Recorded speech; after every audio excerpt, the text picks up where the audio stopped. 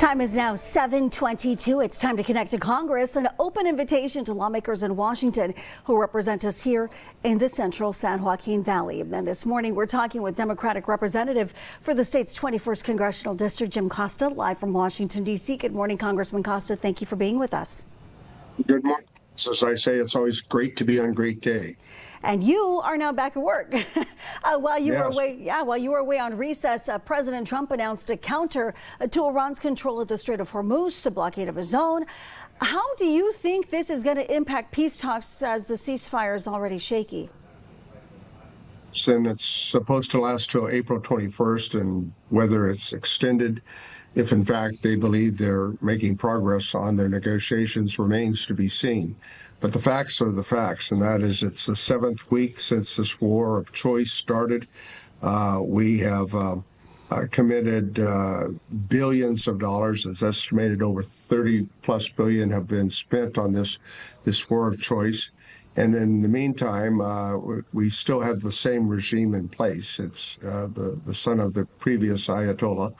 And while many of their top leaders have been eliminated, it's still more of the hard line of the Republican Guard that are in charge. And therefore, I think Iran thinks that they've outlasted us, and they're in that mode where they're going to determine whether this blockade has an effectiveness in impacting their economy or not. But by the way, it also impacts our allies on the Gulf states. I'm talking about Qatar and Saudi Arabia and the Emirates, not to mention our allies in Europe.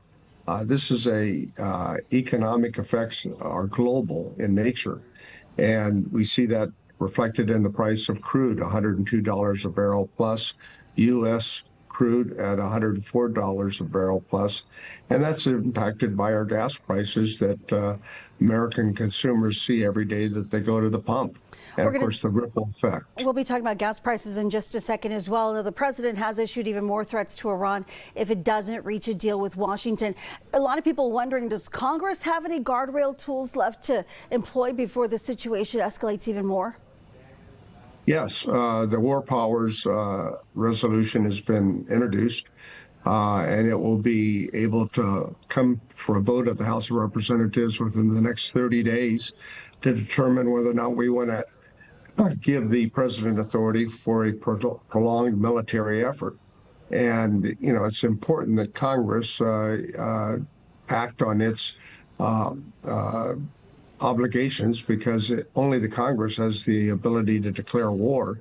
And so I think that we're going to see, as if this engagement continues, that vote coming up within the next 30 days. Back to the issue of gas prices. According to AAA here in California, we're paying about $5.88 a gallon. And then we're seeing the fertilizer, so much of it which comes through the Strait of Hormuz, is also, the price of that is also skyrocketing. Is Congress doing anything to try to stabilize fuel prices while also helping farmers when it comes to the fertilizer supply? Well, clearly the ripple effect that I was talking about, we see in our food production. Everything that we enjoy at the dinner table at night relies on energy. And the increased cost of these energy impacts our agricultural economy in the San Joaquin Valley, from fertilizer to costs of pumping to a whole host of costs that ship our food to our markets. And so I don't think, the president has looked well at this. Previously, when the efforts with Iran have been contemplated, it has always been a concern that the Iranians would try to shut down the Straits of Hormuz. That was never discounted, it seems, until this administration, and therefore it impacts all of us. I don't know that this quarantine of the ports of Iran are going to result in them agreeing to the 2 points that the president says is necessary, which is not to produce any nuclear weapons within the next 20 years.